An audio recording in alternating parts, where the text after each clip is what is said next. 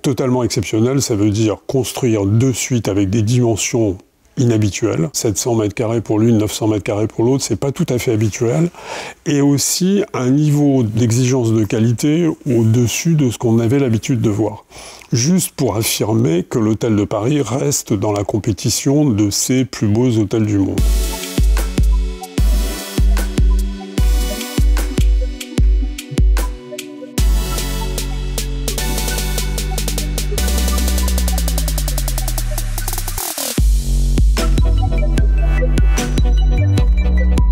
On voit bien que c'est une recherche constante d'avoir à tous les endroits de cette suite les vues les plus dégagées et les plus longues sur le site. On était terriblement tentés par le fait que sur ces toits à cette hauteur-là, on découvre Monaco avec des vues absolument magnifiques. Que ce soit en regardant le rocher, que ce soit en regardant le port, en regardant le palais et le Monaco historique. Chaque fois qu'on va ouvrir une porte, on va arriver dans un univers totalement différent, mais on va ouvrir une porte vers la lumière. En marchant vers la lumière, je vais découvrir la grande transparence de cette suite et je vais découvrir ses vues sur Monaco. Et je vais découvrir qu'elle a une terrasse avec une piscine à débordement, avec toutes sortes de choses qui vont faciliter ma vie dans la suite. On a une espèce de balayage du cœur de Monaco, de la vie monégasque, qui n'est pas basé sur le principe de la domination, mais qui est plutôt basé sur le principe de la familiarité et de la proximité. Quand on regarde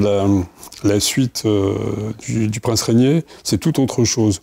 Nous, on a formalisé un espace qui est beaucoup plus structuré, qui est beaucoup plus monumental, avec une grande galerie, avec cette esplanade et cette piscine. Et là, on a quelque chose qui domine le site sans aucun doute, qui domine un peu la ville aussi.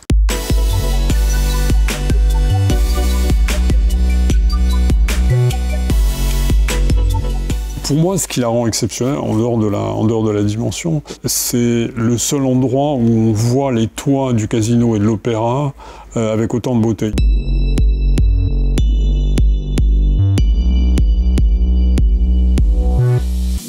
On ne sait pas pourquoi, les matériaux sont contemporains, les objets sont contemporains, mais on a quand même l'impression de ne pas être très loin des années 60. Ça, c'était notre démarche.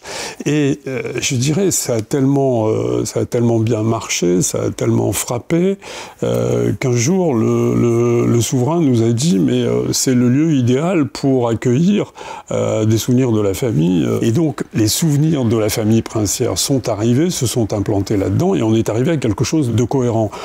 Pour moi, c'est la meilleure distinction qu'on pouvait recevoir sur notre travail. Le fait que les deux convergent à ce point-là, puisque c'était quand même le point d'origine, c'est une validation merveilleuse et en dehors du commun.